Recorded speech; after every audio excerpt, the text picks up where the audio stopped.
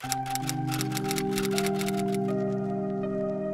guys, welcome back to my channel. If you're new to my channel, welcome to my channel.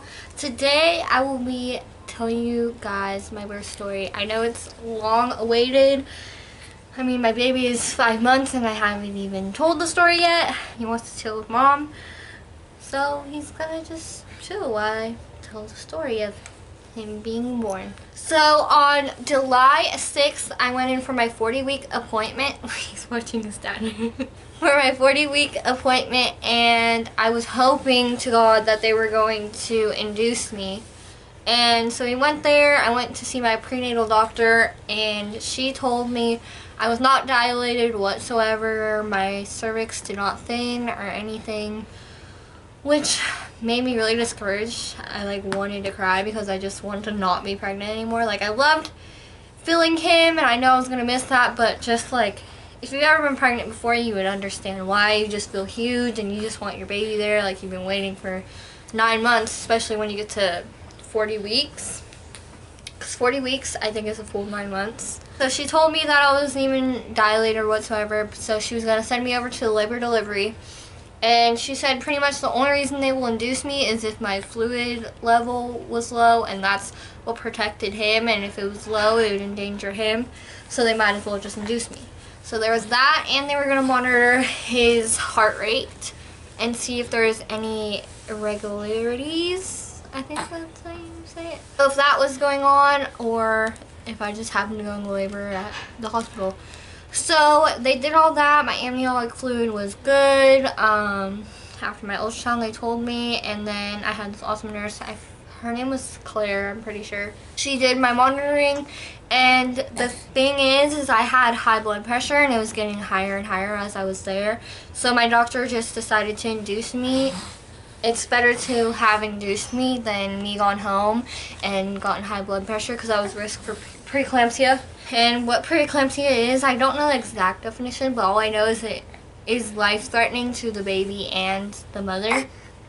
So they didn't want me to go into preeclampsia, so they just decided to induce me. So yeah, so they started to induce me, and when we first got to the hospital, they put us in this room, and this room had a hot tub, or not a hot tub, it wasn't a jacuzzi, it was just a bathtub. And I told Jonathan before when I was about to around 37 weeks, when you could go into labor anytime, I wish I could have a water birth and all this. I didn't end up having a water birth, but I wanted to at least lay in the tub because I knew it would be relaxing for me. He's squirmy. Anyways, yeah, that was the room that we first went into, but then when they told me they were going to induce me, it felt like it all hit me at once. I was like, oh my God, I'm gonna be a mom. I'm about to push a child out of me. It just all in once. I was excited but nervous and scared at the same time. After that, they moved us into another room which did not have a hot tub, or I keep saying hot tub, but it did not have a bathtub, yes. It had a shower and all that, the bathroom, the necessities of a labor and delivery room. We got moved into there, and they didn't put me on Pitocin right away because I was not dilated whatsoever, so they said it would not help to put me on Pitocin because I had not even started dilating. So they gave me this medicine. This is TMI, but it's a birth story, so what do you expect? Put medicine up my cervix. They put medicine up my cervix, and my body reacted right away. Around 10, or gave me the medicine around 8 o'clock, July 6th that night.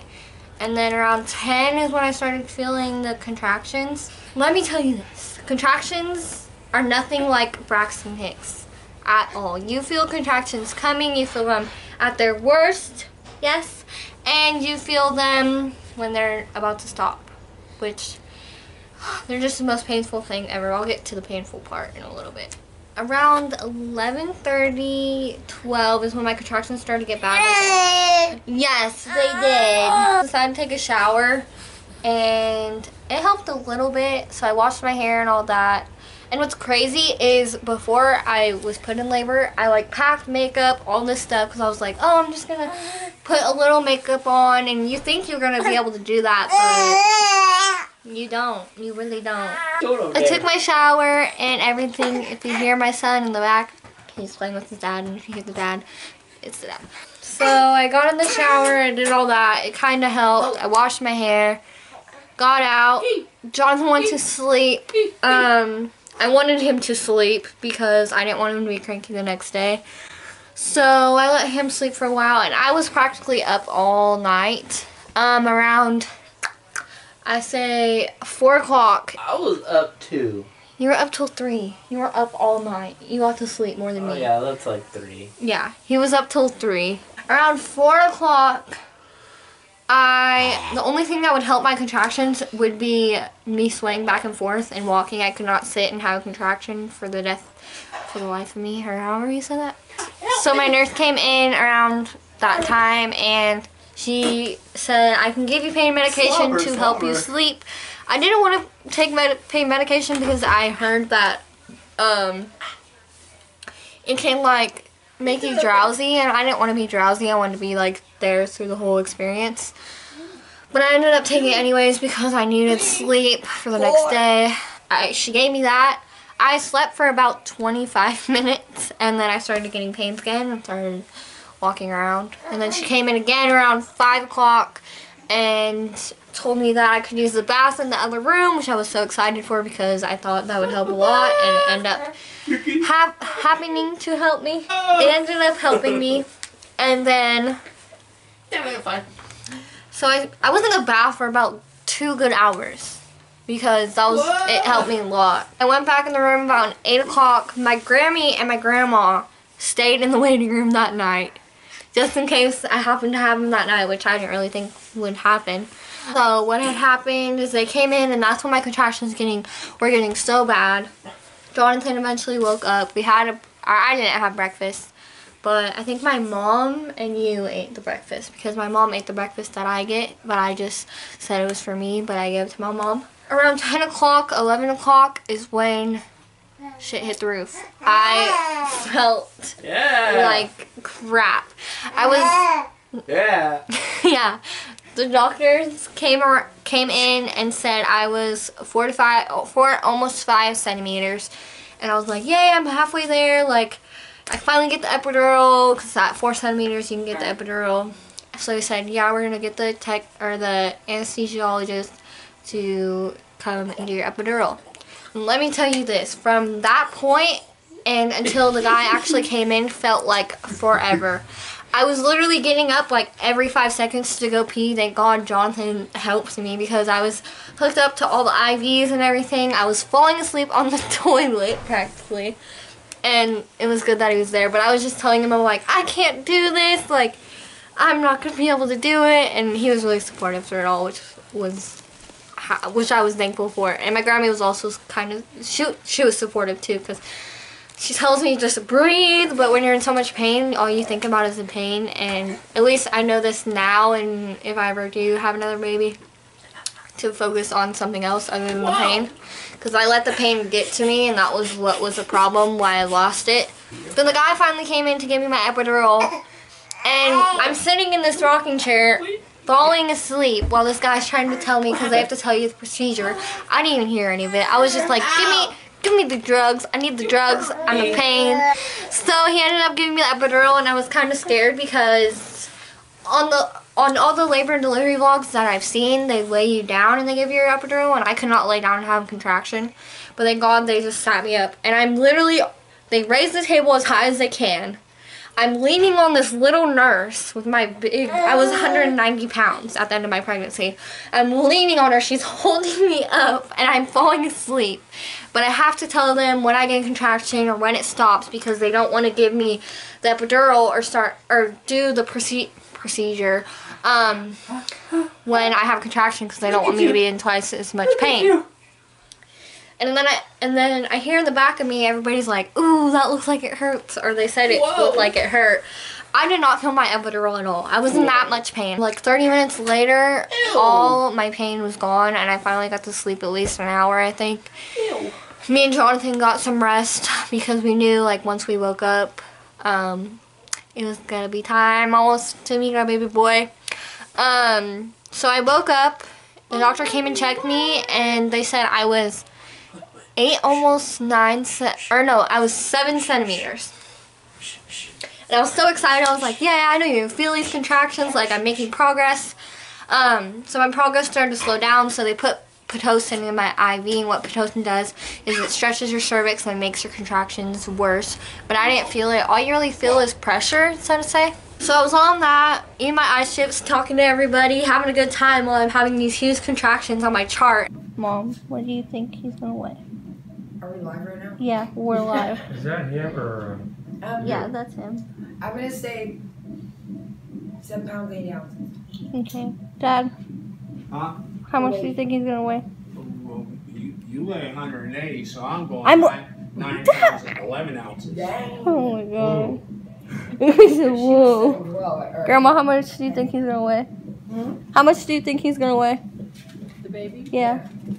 Oh, I'll bet he'll weigh 6 pounds, 7 ounces. Oh, I hope so. How much do you think he's gonna weigh, Nani? I think he's gonna weigh 7 pounds, 1 I ounce. think he's only 6. What about you? Is he Daddy. gonna come out with a?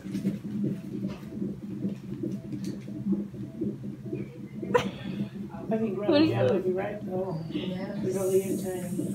6 The pounds. belly is tiny. 5 ounces. Yeah, Oh. I think you would. What about you, Papa? Especially laying down, she was 7-Eleven. smaller. 7-Eleven, I like that. How you feeling? No. They didn't even see the part when I was freaking out. Should've Oh recorded yeah, that. should have recorded that.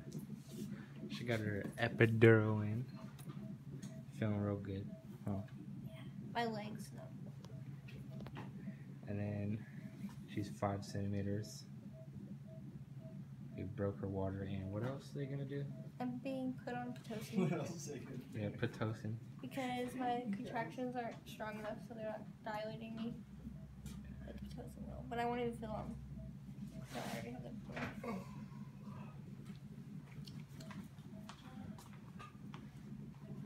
We out here, man. Oh, God. I still haven't asked Grammy about the weight and stuff. Oh. Who did I ask? I asked Nani. Did your mom go get Deja?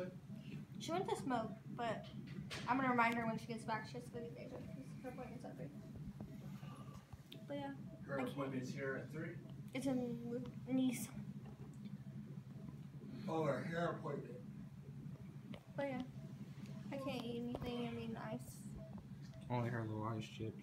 But I like my ice chips. It's not ice chips. It's like liquid. Ice rocks. Yeah, I need to sit up more though. And they finally tell me I'm 10 centimeters and I'm ready to push. So I started pushing around 7:30, I'm pretty sure. And I had my dad, Jonathan, and my mom in the delivery room. Little did I know my whole family was outside of the door listening to me scream in excruciating pain. But that's coming up in a second. So yeah, so my dad was right here. Jonathan was beside me. My mom was over there. So they had like an assembly line. My mom would get the rags right for my forehead, and Jonathan would put it on me, and then they'd switch them out. And then my dad would have the oxygen mask and he's holding my phone to record it. Lift your hips up. You guys are cute. Someone's coming. He's got a big head. Oh my god, looks just like you. Okay, watch him. Watch Because him. he's Have a there. little. Ready, Dad? You Watch ready? it. You got it. You ready, Dad? He's coming out. You want to kind of pull him up towards you? No. Oh, Look at because him. Take a look at him. he's See how beautiful. he's doing. There we He's go. great. And I swear, pretty much, if you ever have a baby, just, this is TMI once again, but poop, like, or not poop, push like you're trying to poop, pretty much. Oh, also, while I was pushing, Kevin Hart was in the background, and I had to have something playing. I had to have something other than just dead silence of everybody, like, talking. Pushed for about an hour, I would say. And I ended up having him at 8:55, July 7th, 2017.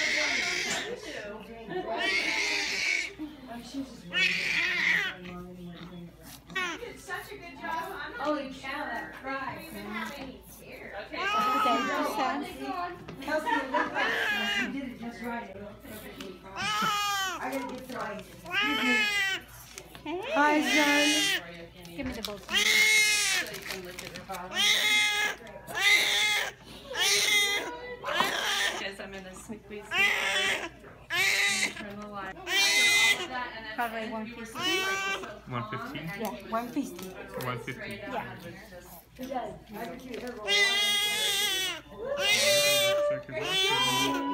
I'm just checking. Listen to you. You can cry a little bit more, please. Yeah.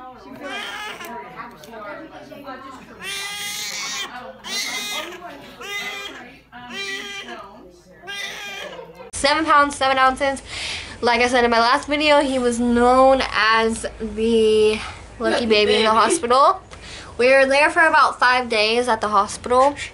But, and let me tell you, for some reason, I wish that we would have gone home sooner. It feels like when you're in a hospital, you just want to be home with your baby. And by the last couple of days, I was really depressed about it. I just wanted to go home. I was sick of being at a hospital. He was born the 7th. We ended up going home July 12th.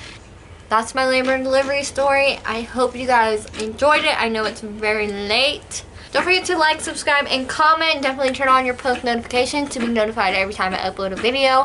Also, my new schedule for my videos, I will be uploading every Friday and uploading weekly vlogs every Sunday. So definitely subscribe if you want to watch. And I'm really going to start making videos. He got me. He got me. Bye, guys. Hi, baby.